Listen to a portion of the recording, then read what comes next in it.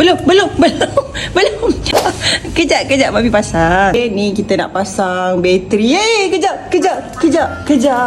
Dek, bagi Mami masa, Dek. Okey, kita dah pasang. Ya, dia kata, Mami cepat. Okey, kita switch on kat sini je, geng. Okey.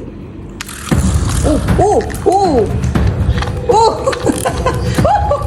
Ha. Wow. Mati, weh. Aduh, matilah.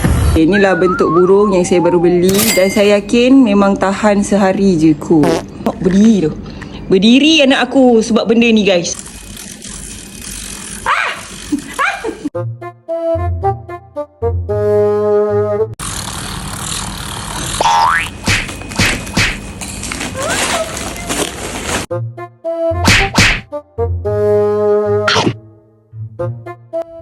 Korang tunggu apa lagi? Pergi beli untuk kucing korang. Murah pun murah.